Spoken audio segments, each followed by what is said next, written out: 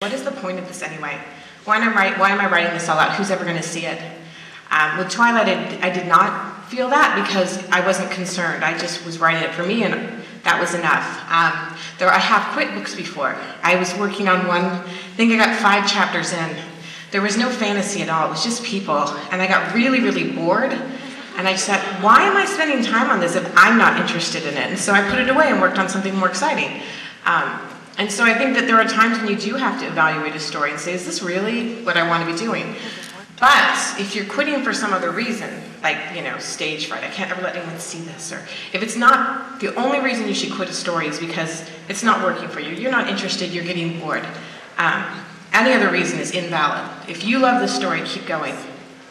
Oh, here's a funny one. Why are all the men tall and all the women are tiny? That's kind of funny, the people involved in the making of the movie sort of had the same question. Why is everyone so tall? Because that's kind of hard to do in Hollywood. And the reason is, there are plenty of girls who are taller. Melanie, Rosalie are both fairly tall.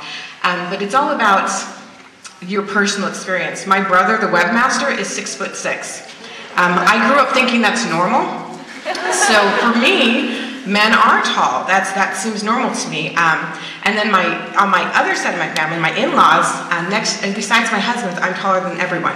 My sister-in-law is literally 4'10". So that is something also that seems normal. In the host, there's a character who's very small, the Seeker, and she actually is somewhat, and then there's another character, I don't want to spoil anything. There's a couple of characters who bear a somewhat of a resemblance to my agent, because she wanted to get in the book, so she did.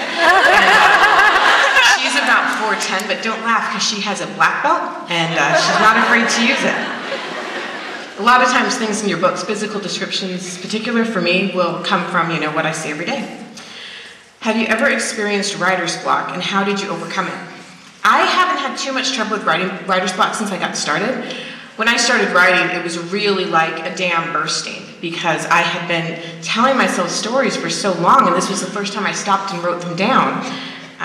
And so I have so many stories. The bigger problem is the time and typing fast enough.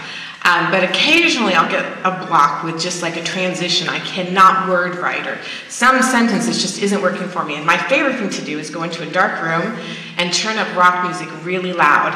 And then you just kind of lay there and let your brain go completely empty.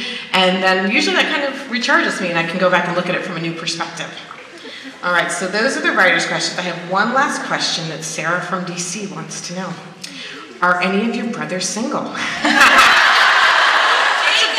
Very smart question, because sometimes my sister-in-laws get to read manuscripts early. And I do have one single brother, and he's really good looking, and he's an engineer, and yeah, so he's quite the catch, so he's out there. All right, so those are all of your questions, and thank you for listening. I hope that I got the ones that kind of covered everything.